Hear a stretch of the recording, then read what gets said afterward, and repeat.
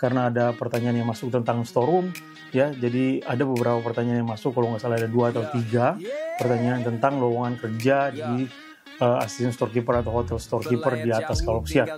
Jadi sebelum kita masuk ya, pertama-tama kalian harus tahu dulu bahwa pekerjaan asisten storekeeper atau storekeeper itu tidak gampang ya, tidak seperti yang mungkin yang dibayangkan, wah Kalau Pesiar glamor dan segala macam ya. Kita harus ingat di sini di atas Kalau Pesiar itu tidak ada hari libur, Sabtu, Minggu itu tidak ada ya. Jadi setiap hari Senin. Pokoknya tidak ada hari libur, bisa sampai 12 jam sehari, tapi rata-rata sih 10 jam sampai 11 jam tergantung kondisinya. Kalau di loading day ya seperti yang saya sudah jelaskan di video sebelumnya, loading day itu bisa sampai 14 jam, tapi kan loading day-nya tiap hari.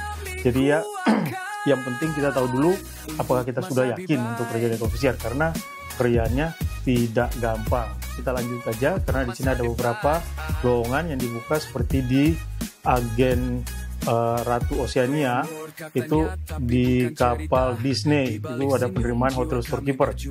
Jadi nanti kita masuk ke websitenya, bisa masuk ke websitenya karena sekarang kan sistem digital ya, jadi kita bisa melamar online aja. Nah di sini hotel storekeeper itu responsibilities-nya rata-rata sama ya, semua standar pekerjaannya sama, kerjanya kurang lebih 10 jam rata-rata. Terus persyaratannya, kita lihat persyaratannya di bawah sini. Terus sanggup bekerja di ruangan bertemperatur panas atau dingin. Karena di sini kan kita setiap hari bisa masuk freezer, bisa masuk chill room, jadi kita harus siap. Cuman di sana kan ada jaket, jadi nggak perlu khawatir karena jaket selalu ada. Jaket storeroom itu lumayan tebal, jadi nggak perlu khawatir. Cuman kalau bisa pakai 2 lapis, di sana juga ada. Kalau di Holland Amerika lain sih kita ada banyak jaket ya, jadi ada yang pakai sampai berlapis-lapis, nggak ada masalah karena jaket kita banyak. Oke, jadi itu di Ratu Oceania ya, agensinya Ratu Oceania, kapalnya adalah Disney Cruise Line.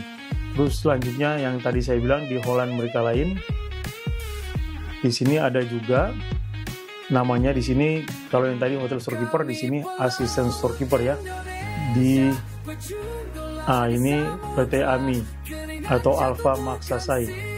Jadi seperti ini ya persyaratannya, kurang lebih sama persyaratannya, nggak ada yang beda.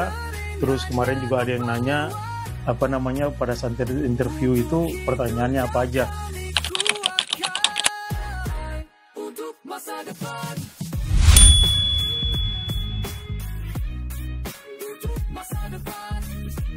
First in first out itu kalau jadi beda-beda ya. First in first out tuh kebanyakan orang pengertian first in first out, oke, barang yang masuk pertama itu yang dipakai duluan kan. Tapi kalau kita lihat setiap region tuh beda-beda, dan di setiap box itu ada tanggal expiration date-nya.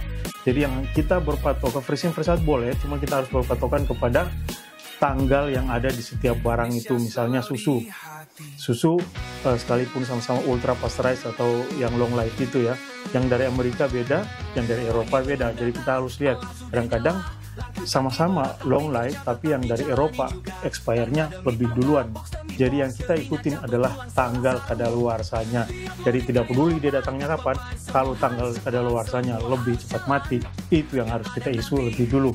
Karena banyak orang berpatok, oh ini first in first out nih, sekalipun udah di label first in first out, tapi kita harus tetap perhatikan tanggal kadaluarsanya. Karena kalau barang dairy yang kita isu berdasarkan tanggal kadaluarsa, bukan first in first out-nya. First in first out menjadi patokan utama, tapi tetap kita harus melihat tanggal kadaluarsanya.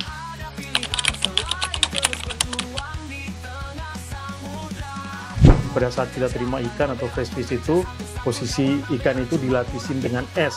Udah gitu temperaturnya itu plus 4 ya, plus 4. Jadi kalau misalnya lebih tinggi dari itu berarti out of temperature, berarti ikannya harus ditolak kalau memang nggak sesuai temperaturnya kan.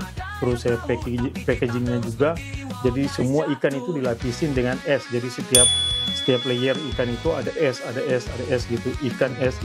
Jadi itu pada saat kita terima, itu contoh.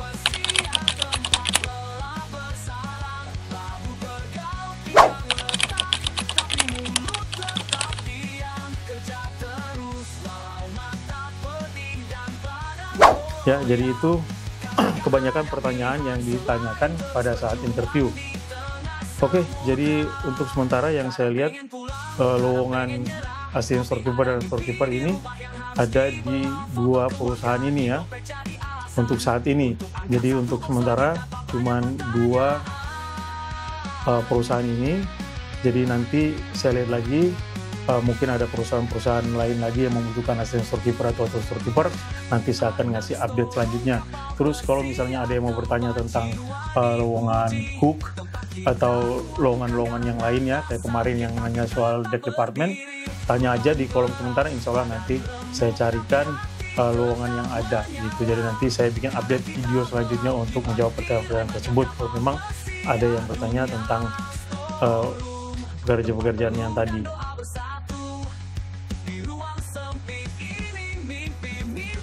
Oke, dan akhirnya sampai segitu dulu video singkat saya kali ini. Thanks for watching dan sampai ketemu di video selanjutnya. Ciao.